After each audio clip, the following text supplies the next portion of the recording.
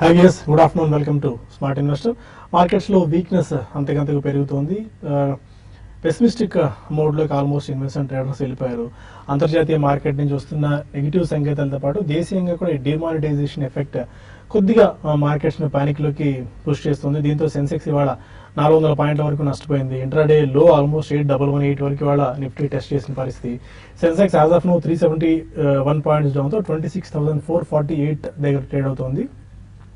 Nifty 147 points డౌన్తో 8,149 points దగ్గర trade అవుతుంది. చాలా వీక్ ట్రెండ్ ప్రస్తుతం మార్కెట్స్లో మనం చూస్తున్నాము. సెక్టార్ స్పెసిఫిక్గా చూసుకున్నట్టు ఇవాళ ఆటో, బ్యాంకింగ్ బాగా దెబ్బ కొట్టాయని చెప్పుకోవాలి మార్కెట్ని. ఆటో ఇండెక్స్ ఆల్మోస్ట్ 900 పాయింట్స్ దాకా నష్టపోయింది. బ్యాంక్ నిఫ్టీ ఇవాళ ఉదయం కాస్త పాజిటివ్గా ఉన్నప్పటికీ అదంతా నెగిటివ్లోకి జారిపోయింది. ఆల్మోస్ట్ 400 పాయింట్ల వరకు బ్యాంక్ నిఫ్టీ నష్టపోయి 19,350 పాయింట్ల స్థాయి దగ్గర ట్రేడ్ అవుతుంది. అక్రాస్ ది పైకి వాళ్ళ కన్స్యూమర్ డ్యూరబుల్స్ నష్టాల్లో ట్రేడ్ అవుతున్నాయి. హెల్త్ కేర్ ఇండెక్స్ ఒకటి, metals, oil and gas and mid and small క్యాప్స్లో కూడా సెల్లింగ్ ప్రెషర్ బాగా ఇంటెన్సిఫ్ అయింది. గత కొద్ది రోజులు చూస్తున్నాం. ఆల్మోస్ట్ 1 వీక్ 10 డేస్ తర్వాత ట్రంప్ ఎన్నికైన రోజు మార్కెట్స్ క్రాక్ అవ్వడం, తర్వాత రోజు మార్కెట్స్ ఆల్మోస్ట్ 400-500 పాయింట్స్ రికవర్ అయితే ఈ కష్టం ఎక్కడితో పోయిందేమో, మళ్ళీ మార్కెట్స్లో బాగా పెరిగే అవకాశాలు ఉన్నాయని చెప్పి అందరూ బులిష్గా ఉన్న పరిస్థితి. అయితే మార్కెట్స్ మాత్రం వైస్ వర్స ఆలోచించాయి, నెగిటివ్ లోకి ప్రస్తుతం వెళ్ళిన పరిస్థితి. ఎన్బిఎఫ్సి స్టాక్స్ ఒకటి, రియల్ ఎస్టేట్ స్టాక్స్ ఒకటి, gold, general finance, housing finance and vehicle finance, transport finance, ఇలా ఫైనాన్షియల్తో డబ్బుతో ముడిపడిన స్టాక్స్ అని కూడా వాళ్ళ భారీ నష్టాలతో కూడా వెళ్ళడం చూసాము. జ్యువెలరీ స్టాక్స్ ఏమో తంగమాయి జ్యువెలర్స్ ఆల్మోస్ట్ 10% దాకా పడింది. పీసీ జ్యువెలర్స్ ఇవాళ 30% దాకా క్రాక్ అయింది అండ్ ఆల్మోస్ట్ 18-19% డౌన్తో ట్రేడ్ అవుతుంది. టైటాన్ 7-8% దాకా, Tribhuvan Bhimji jewellery, TBZ 10%, Gitanjali gems almost 11%, Tara jewellers almost 9-10% దాకా క్రాక్ అవ్వడం ఇవాళ చూస్తున్నాం. ఎస్పెషల్లీ ఎన్బిఎఫ్సి స్టాక్స్ మాత్రం ఆల్మోస్ట్ భారీ పతనం దిశగా వెళ్తున్నాయి. చాలా స్ట్రాంగ్గా ఉన్న ఎన్బిఎఫ్సి స్టాక్స్, ఎందుకంటే రియల్ ఎస్టేట్ సంబంధించి cascading effect first real estate stocks మీద, తర్వాత ఎన్బిఎఫ్సి స్టాక్స్ మీద, తర్వాత సిమెంట్ అండ్ హౌస్ అలైడ్ అంటే రియల్ ఎస్టేట్ సంబంధించిన స్టాక్స్ అన్ని మీద ఉంటుంది. ప్రస్తుతం ఏమో మనకి హౌసింగ్ రియల్ ఎస్టేట్ స్టాక్స్లో వీక్నెస్ చూసాం. ఎన్బిఎఫ్సి స్టాక్స్లో ఇవాళ క్యాన్ఫిన్ హోమ్స్ 20% వీక్ అయింది. ఒకే రోజు 20%. చాలా కాలం తర్వాత ఎన్బిఎఫ్సిలో క్యాన్ఫిన్ హోమ్స్లో ఈ వీక్నెస్ చూస్తున్నాము. ఆల్మోస్ట్ 1900 లెవెల్స్ నుంచి 1.5 మంత్ బ్యాక్లోనే 1200 రూపీస్కి వచ్చింది. అంటే 35% ఆ వీక్నెస్ క్యాన్ఫిన్ హోమ్స్లో చూస్తున్నాము. హెచ్డిఎఫ్సి కూడా 1400 లెవెల్స్ నుంచి 1200 లెవెల్స్కి వచ్చేసింది. IB housing, LIC housing finance, PNB housing, group finance, D1 housing finance, Repco, JAC housing finance లాంటి స్టాక్స్ అన్ని కూడా ఇవాళ ఆల్మోస్ట్ ఒక 5-15% దాకా క్రాక్ అయ్యి, general finance and micro finance స్టాక్స్లో భారత్ ఫైనాన్షియల్ ఇంక్లూజన్ ఆల్మోస్ట్ ఇవాళ 12% దాకా పడింది. ఈక్విటాస్ 9%, ఉజ్జీవన్ ఫైనాన్షియల్ ఆల్మోస్ట్ 15% దాకా క్రాక్ అయింది. క్యాపిటల్ ఫస్ట్ ఏకంగా 15% దాకా పడింది. ఆల్మోస్ట్ హైయర్ లెవెల్స్ నుంచి 40% వరకు వీక్నెస్ మనం క్యాపిటల్ ఫస్ట్లో చూస్తున్నాము.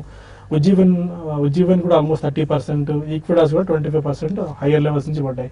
సిమెంట్ స్టాక్స్ కూడా ఇవాళ బాగా క్రాక్ అవ్వడం చూస్తున్నాం. Personal finance, FMCG, consumer durables లాంటి స్టాక్స్ కూడా మంచి మనకి ఫాల్ కనిపిస్తుంది. ఇప్పటివరకు ఉన్న ట్రెండ్ ఏంటి, ఈ టైంలో ఎలాంటి ట్రేడింగ్ స్ట్రాటజీ మనం అవలంబించాలన్న అంశాలతో పాటు స్టాక్ స్పెసిఫిక్ యాక్షన్ గురించి కూడా మనం డిస్కస్ చేసే ప్రయత్నం చేద్దాం. దీనిపై మొత్తం మాట్లాడేందుకు గిద్దరాలి సిద్ధంగా ఉన్నారు. Good afternoon both of you sir. మార్కెట్స్లో బాగా వీక్నెస్ మనం చూస్తున్నాము. యూరోపియన్ మార్కెట్స్ ఇప్పుడు ఓపెన్ అవుతున్నాయి. గ్రీన్లో యూరోపియన్ మార్కెట్స్ 0.3% మనము ప్లస్లో ట్రేడ్ అవ్వడం చూస్తున్నాము. ఎలాంటి ఇది మీరు చూస్తారు రాబోయే రోజుల్లో? షార్ట్ టర్మ్ అయితే కనుక లాస్ట్ వీకే మార్కెట్ ఎప్పుడైతే 8,500 బ్రేక్ అయిందో అప్పుడే ట్రెండ్ రివర్స్ అయింది. పాజిటివ్ నుంచి నెగిటివ్ ధోరణిలోకి ప్రవేశించింది. అలాగే లాస్ట్ 1 వీక్ గా మనం చూస్తున్నాము, చాలా మేజర్ న్యూస్ రావడము, కొంచెం డిమానిటైజేషన్ ఎఫెక్ట్ తోటి మార్కెట్స్ అన్ని కూడా బాగా స్లంప్ అవడం మనం చూసాము. బహుశా ఇది కొంచెం ఫండమెంటల్స్ కూడా కొంచెం ఆల్టర్ చేసే అవకాశాలు కనిపిస్తుంది. కాబట్టి ఓవరాల్ గా సెక్టర్ వైజ్ చూస్తే కనుక ఈ ప్రభావం చాలా సెక్టర్స్ మీద కూడా మనం చూసాము. సో ఏవైతే క్రాష్ అయినాయో, ఇన్ఫ్రా కానీ, జ్యువెలరీ కానీ, సిమెంట్ కానీ, ఇవన్నీ కూడా కొంచెం షార్ట్ టర్మ్ లో వీక్నెస్ ప్రదర్శించే అవకాశం కనిపిస్తుంది. కాకపోతే banks, private and PSU front line stocks మటుకు కొంచెం నిలబడుతున్నాయి. బట్ అవి కూడా కొంచెం ఇవాళ చూస్తే కనుక, అలాగే మనం శుక్రవారం కూడా హై నుంచి కొంచెం కరెక్షన్ రావడం చూసాము. అంటే వాటిల్లో కూడా కొంచెం హైయర్ లెవెల్లో కొంచెం సెల్లింగ్ ప్రెషర్ వస్తుంది. ఓవరాల్ గా మార్కెట్ చూస్తే కనుక ఇంత పడడానికి ప్రధానమైన కారణం చూస్తే కనుక లాస్ట్ 6 months గా 8 months గా మొన్న ఫిబ్రవరి, మార్చి నుంచి ఒక మేజర్ అప్ ట్రెండ్ మనం చూసాము. ఎక్కడ కరెక్షన్ లేకుండా ఒక యుఫోరియా తోటి ఒక కంటిన్యూస్ గా ఇన్వెస్టర్లు కొంటూనే వెళ్తూ వచ్చారు. పైగా ఫండమెంటల్స్ కూడా బాగున్నాయి. మేజర్ హై దగ్గర నుంచి వార్తలు, రిపోర్ట్స్, కమెంట్స్ రావడంతో ఏ మాత్రం కరెక్షన్ కూడా ఎదురు చూడకుండా చాలా మంది ఇన్వెస్టర్లు 8800, 8900 ఆ లాంగ్ టర్మ్ రెసిస్టెన్స్ దగ్గర కొని వాళ్ళందరూ కొంచెం స్ట్రక్ అయ్యారు. ఒక్కసారిగా న్యూస్ రావటం, మార్కెట్ పట్టడం తోటి వాళ్ళందరూ కూడా ఇంకా ఒక్కసారిగా సెల్లింగ్ కి గురి చేయడం తోటి మార్కెట్ ఒక 15%, 25%, అంటే జనరల్ గా 1 month 2 months లో రావాల్సిన ఒక 20%, 25% కరెక్షన్ ఒక వారం రోజుల్లో వచ్చేసింది. కొంచెం హై రేట్ లో స్ట్రక్ అయిన ఇన్వెస్టర్స్ కి, అంటే ఒక 1 month బ్యాక్ కొన్న వాళ్ళు ప్రస్తుతం ఏమి చెప్పలేము. మార్కెట్ లో కొంచెం సర్దుబాటు జరగాలి, ఆ తర్వాత ఏమైనా కొంచెం పాజిటివ్ డెవలప్మెంట్ రావాలి. ఈ లాస్ట్ 1 or 2 weeks లో వచ్చిన కన్సర్న్స్, ఇంకా బార్డర్ టెన్షన్స్ కూడా ఉన్నాయి. సో ఇవన్నీ కూడా కొంచెం సర్దుబాటు జరగాలి. సో కాబట్టి కొంచెం వెయిట్ చేయాలి. బట్ కానీ మనం గత 6 నెలలుగా చూస్తున్న బుల్లిష్ ఫేస్ అయితే మటుకు పూర్తయింది అనిపిస్తుంది. బహుశా బడ్జెట్ రావాలి, బడ్జెట్ తర్వాత అంతా కొంచెం పాజిటివ్, అదే నెక్స్ట్ మేజర్ ఫ్యాక్టర్ అనుకోవచ్చు. ఆ తర్వాత కొంచెం మార్కెట్ స్టెబిలైజ్ అయిన తర్వాత కానీ మనం చెప్పలేము. ఈ లోపల కొంచెం ర్యాలీస్ వస్తుంటాయి. మళ్ళీ ఒక 85 వరకు, మళ్ళీ 8000 వరకు ఒక కరెక్షన్ ట్రెండ్, కొంచెం మైనర్ రిలీఫ్ ర్యాలీస్ వచ్చే అవకాశాలు కనిపిస్తుంది. కాబట్టి ప్రస్తుతం ఈ వారం అయితే మటుకు మార్కెట్ డిప్ లోనే వెళ్ళే అవకాశం ఉంది. 8000 దగ్గర టెక్నికల్ గా నెక్స్ట్ మేజర్ సపోర్ట్ కనిపిస్తుంది. శేష్ గారు, మీరు ఎలాంటి ట్రెండ్ అబ్జర్వ్ చేస్తున్నారు? ఇవాళ బ్యాంక్స్ బాగా ట్రాక్ చేస్తున్నాయి, బట్ కొన్ని PSU banks, for the matter state bank of India, corporation bank, bank of Baroda, Andhra bank లాంటి కౌంటర్స్ లో కొద్దిగా బయింగ్ ఇంట్రెస్ట్ మనకు కనిపిస్తుంది. 2.5 నుంచి 3%, and corporation bank 12%, bank of Baroda 7.5% gains తో కనిపిస్తున్నాయి. ఎలాంటి ట్రెండ్ మీరు అబ్జర్వ్ చేస్తున్నారు? ఎందుకంటే బ్యాంక్ నిఫ్టీ ఓవరాల్ ఇండెక్స్ ని డ్రైవ్ చేసే అవకాశం ఉంది కాబట్టి. డెఫినెట్ గా అండి, బ్యాంక్ నిఫ్టీనే మెయిన్ బ్యాక్ బోన్ అండి. ఇంకా నిఫ్టీ ఈ లెవెల్లో ఉంది అంటే కూడా కారణం బ్యాంక్ నిఫ్టీనే చెప్పొచ్చు. మనం దాని గురించే ఎక్కువగా మనం ప్రతి ప్రోగ్రామ్ గురించి ఎక్కువగా దానికి కూడా మనకి కొంత టైం అనేది చెప్తూ ఉంటాం అంటే బ్యాంక్ నిఫ్టీ, బ్యాంక్ స్టాక్స్ గురించి. కాబట్టి బ్యాంక్స్ అయితే ఈవెన్ మార్నింగ్ గా చూసుకుంటే మనకి ఒక ఫస్ట్ 2 hours ట్రేడింగ్ లో ఆల్మోస్ట్ బ్యాంక్ నిఫ్టీ ఫ్లాట్ గా కొంచెం పాజిటివ్ లో కూడా ట్రేడ్ అయింది. అయితే ఆల్ ఆఫ్ సడన్ గా 11 నుంచి బ్యాంక్ నిఫ్టీలో ఒక 1-sided సెల్లింగ్ అనేది వచ్చింది. దీనికి ప్రధాన కారణం చెప్పాలంటే మార్కెట్ లో ఇది ఒక ప్రాఫిట్ బుకింగే.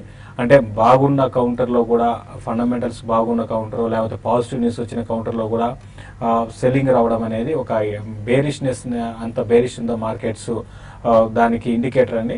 సో మార్కెట్స్ లో బాగా బేరిష్ ఉన్నాయి. ఇంకా రానున్న రోజుల్లో ఆ ప్రైస్ కరెక్షన్, నేను రెగ్యులర్ గా నేను అంటూ ఉంటాను, ప్రైస్ కరెక్షన్ అనేది అంటే మార్కెట్స్ అక్కడే ఉన్నా కూడా ప్రైస్ లో ఒక 1-sided గా సెల్లింగ్ అనేది ఉంటుంది వితౌట్ ఎనీ రీజన్ అన్నమాట. సో ఇప్పుడు అటువంటి సిచ్యువేషన్ లో మన మార్కెట్స్ ఉన్నాయి. మరీ ముఖ్యంగా మన మార్కెట్స్ గ్లోబల్ మార్కెట్స్ కన్నా బాగా వీక్ ఉన్నాయి. దీనికి ఒకటి మనీ, ఒకటి డిమానిటైజేషన్ అదొకటి, దానికి తోడు బాగా పెరిగిపోయినాయి. ఇంతకుముందు సుందరరాజా గారు చెప్పినట్టుగా 1-sided గా పెరుగుతూ వచ్చాయి. మనకి ఎన్బిఎఫ్సి స్టాక్ అని చూసుకుంటే 200 నుంచి 1000 రూపాయలు పెరిగింది. అంటే ఆ విధంగా పెరిగినప్పుడు డెఫినెట్ గా ఇటువంటి కరెక్షన్స్ ఉంటాయి. దీంతో పాటు ఎఫ్ఐస్ గా చూసుకుంటే మన లాస్ట్ కొన్ని రోజులుగా కొంత సెల్లింగ్ చేస్తున్నారు, అదొక కారణం. తర్వాత రూపీ అనేది వీక్ కావడం, ఇది కూడా ఒక కారణము. సో అన్ని కలిసి ఒకసారి రావడం కూడా ఒక కారణంగా చెప్పొచ్చు. అయితే మార్కెట్స్ ఇప్పట్లో అంత పానిక్ అవ్వాల్సిన పరిస్థితి నుంచి స్టాక్స్ లాస్ట్ లో కూడా అమ్ముకోవాల్సిన పరిస్థితి ఇప్పుడు అంటే ఆల్రెడీ ఇన్వెస్టర్స్ ఎలాంటి సలహా మీరు ఇస్తారు? అంటే ఒకటండి, ఆల్రెడీ మనం ఇంతకు ముందు ఆల్రెడీ అమ్మేస్తుంటే మాత్రం ఇమీడియట్ గా కొనాల్సిన అవసరం అయితే లేదు, కొంచెం వెయిట్ చేయమంటారు. ఎందుకంటే మనకి బడ్జెట్ ముందు మార్కెట్స్ కొంత ర్యాలీ రావచ్చు, ఇంకా టైం ఉంది కాబట్టి బడ్జెట్ కి.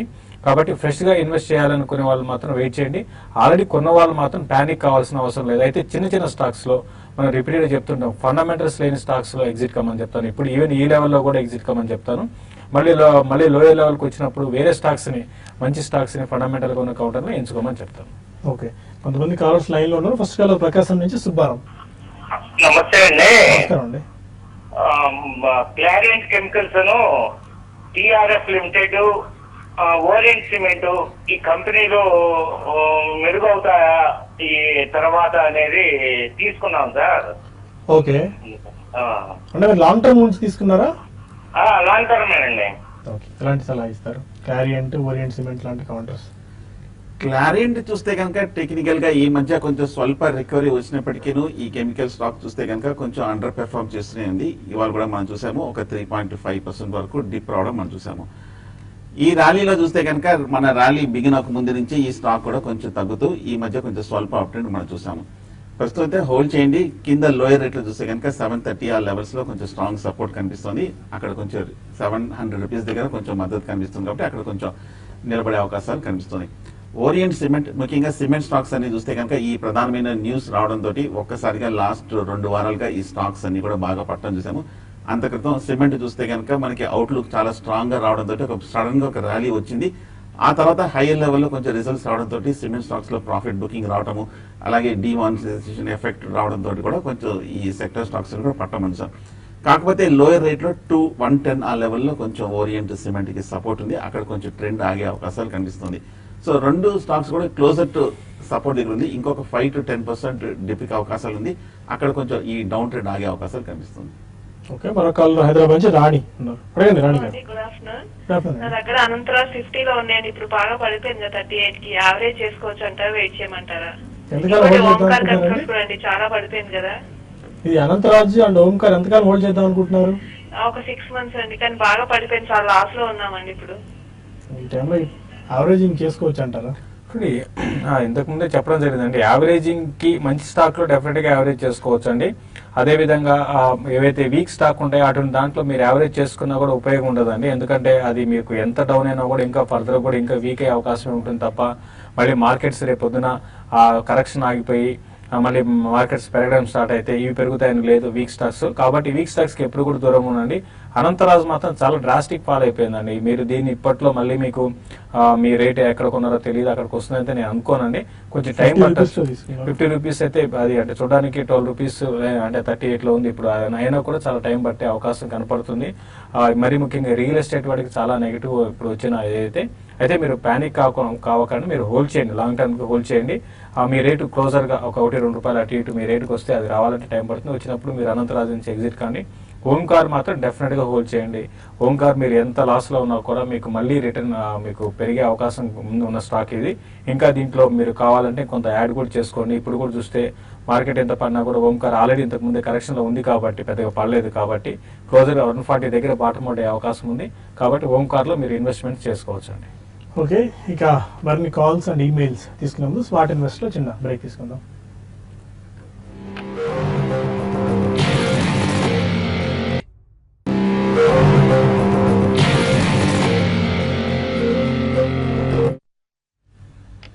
Welcome back to smart investor. మన కాలర్ సాంబశివరావు ఉన్నారు. అడగండి సాంబశివరావు గారు. హలో. హలో, నమస్తే సార్. నమస్కారం అండి, చెప్పండి. సార్ మైండ్ ఇంట్రీ అండి, నేను 450 తీసుకున్నాను సార్. లేదు, ఒకసారి మీ స్టాక్ మళ్ళీ రిపీట్ చేయరా, వాయిస్ ఆడిబుల్ గా లేదు. MINDTREE. మైండ్ ట్రీయా? Okay, okay sir. ఏ ప్రైస్ లో తీసుకున్నారు? 450 దగ్గర అండి. ఓకే అది ఉంచమంటారా లేదంటే? Okay, Mindtree. Mindtree చూస్తే కనుక ఓవరాల్ గా ఐటీ స్టాక్స్ అని కూడా కొన్ని నెలలుగా తగ్గుతూనే వస్తుంది. ముఖ్యంగా మైండ్ ట్రీ కూడా బాగా టెక్నికల్ గా వీక్ అవుతూ వస్తుంది.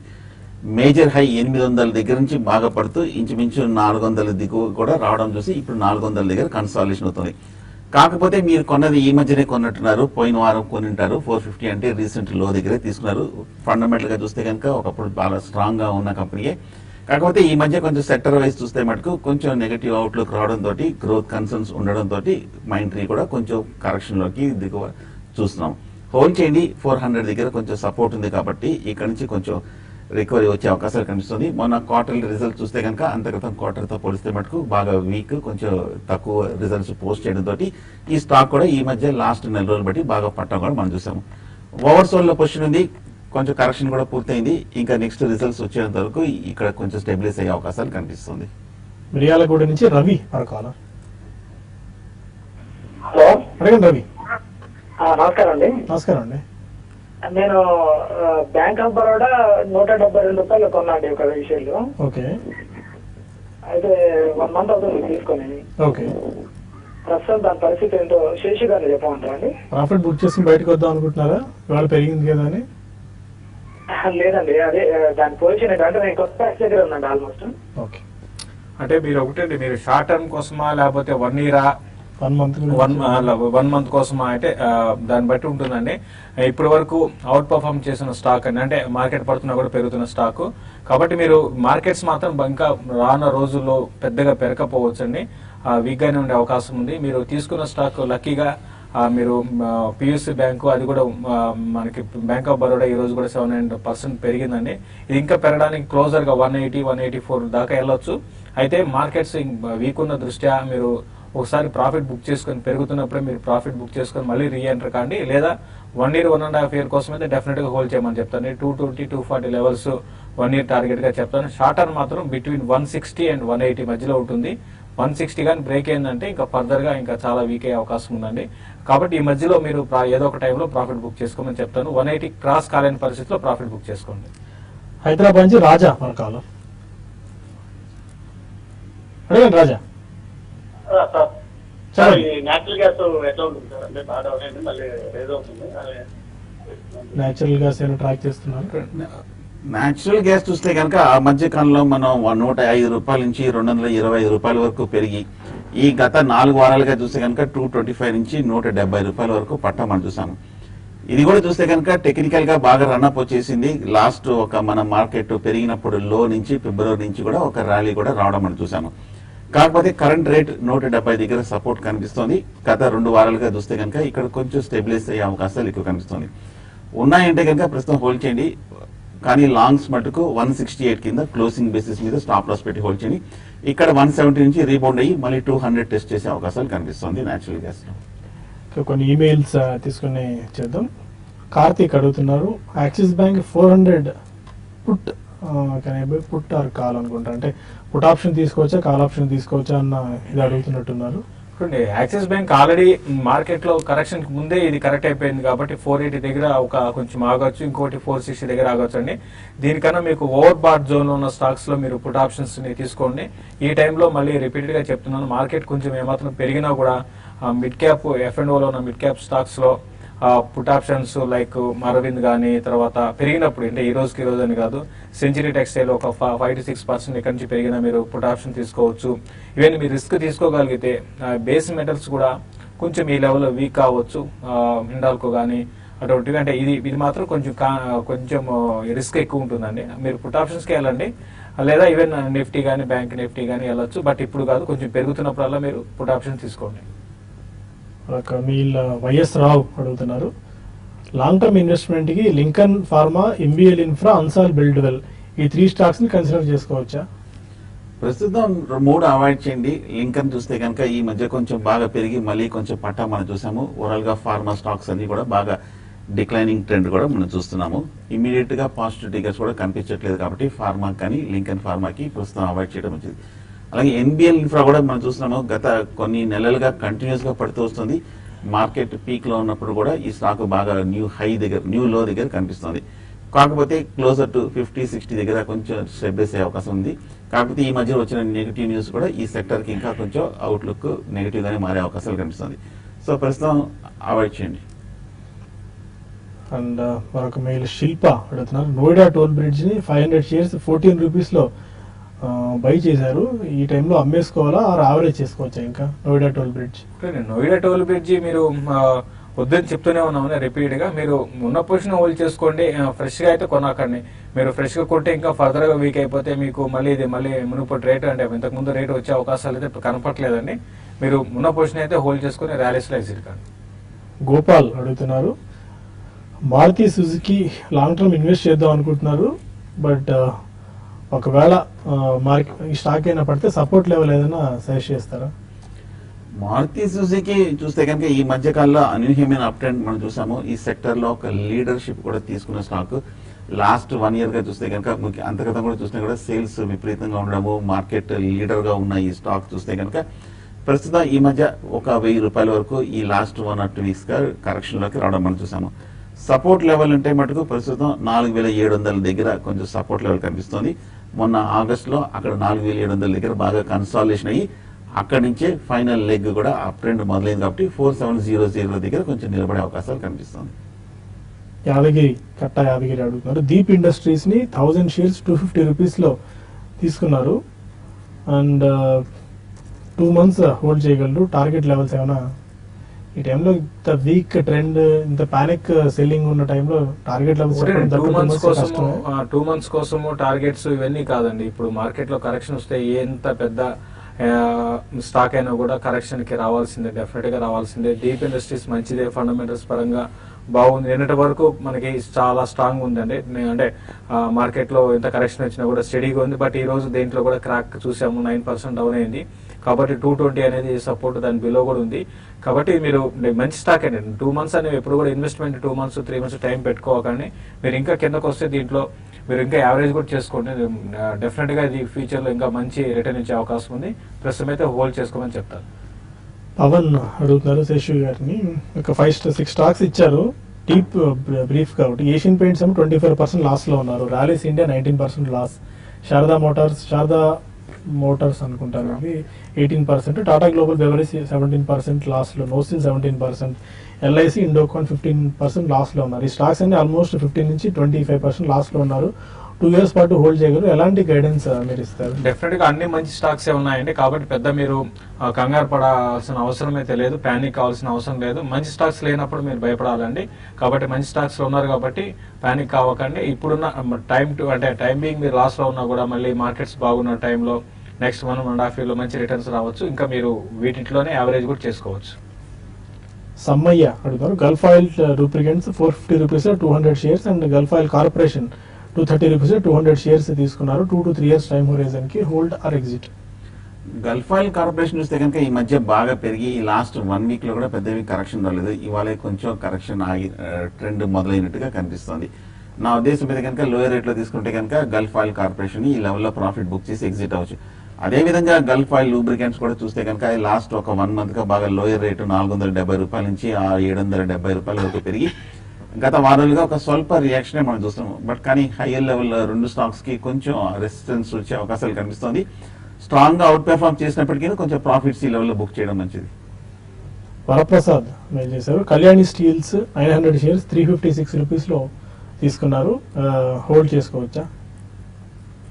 Kalyani Steels at 356. ఆ స్టాక్ కూడా చూస్తే కనుక బాగా పెరిగిన స్టాక్. ముఖ్యంగా లాస్ట్ ఒక 2-3 నెలల క్రితం చూస్తే కనుక 150 రూపాయల నుంచి 400 రూపాయల వరకు మోర్ దెన్ డబల్ అయ్యి ఇవాళ ఇంచుమించు 4.5% వరకు పట్టం మనం చూసాము. ఈ స్టాక్ కూడా కొంచెం చేసి 340-350 అంటే ఈ రీసెంట్ హై దగ్గరే తీసుకున్నారు. ప్రస్తుతం హోల్డ్ చేయండి. నా ఉద్దేశం అయితే మటుకు ఏమో కొంచెం 220 లెవెల్స్కి వస్తే కనుక ఒకసారి యావరేజ్ చేస్తే మళ్ళీ కాస్ట్ ప్రైస్ తగ్గించుకొని ర్యాలీలో ఎగ్జిట్ అవ్వచ్చు. కిరణ్ కుమార్ అడుగుతారు, BHEL 2000 షేర్స్ 145 లో and Bombay Burma BBTC 100 shares 640 లో తీసుకున్నారు, హోల్డ్ ఆర్ ఎగ్జిట్? అంటే హోల్డ్ ఆర్ ఎగ్జిట్ అంటే అట్లా మనం చెప్పలేమండి. మీరు ఒక 1 week 10 days కోసం అయితే కంప్లీట్ గా ఎగ్జిట్ కమ్మని చెప్తాను. కాదు మీరు నేను వెయిట్ చేయగలుగుతాను 1 year అంటే వెయిట్ చేయమంటానండి. ఎందుకంటే రిజల్ట్ BHEL ఈసారి కూడా బాగున్నాయి కాబట్టి BHEL వెయిట్ చేయండి. బాంబే బర్మా కూడా ఇది టీ కంపెనీ అండి. అయితే రిజల్ట్ బాగాలేవు, ఈసారి రిజల్ట్ చూడాలి, వచ్చేయో లేదా నేను చూడలేదండి. ఓవరాల్ గా ఫండమెంటల్ పరంగా మంచి కంపెనీ, 2 కూడా హోల్డ్ చేయొచ్చు. ఓకే, ఈ టైంలో ఏ స్టాక్స్ లో ఎగ్జిట్ అవ్వచ్చు, ఏ స్టాక్స్ లో హోల్డింగ్ అలాగే కొనసాగించవచ్చు, అండ్ ఏ స్టాక్స్ ఎలాంటి స్టాక్స్ ని యావరేజ్ చేసుకోవచ్చు అనే అంశాలు తెలుసుకుందాం. ప్రస్తుతానికి TV5 న్యూస్ లో మనకు సమయం ఎంచుకుంటుంది. TV5 మనీలో కలుద్దాం యూట్యూబ్ వేదిక ద్వారా. అక్కడ చాలా డీటెయిల్డ్ గా స్టాక్స్ గురించి, సెక్టార్స్ గురించి తెలుసుకునే ప్రయత్నం చేద్దాం. And phone calls and emails కూడా మిగిలినవి యూట్యూబ్ లో తీసుకుందాం. Stay with us.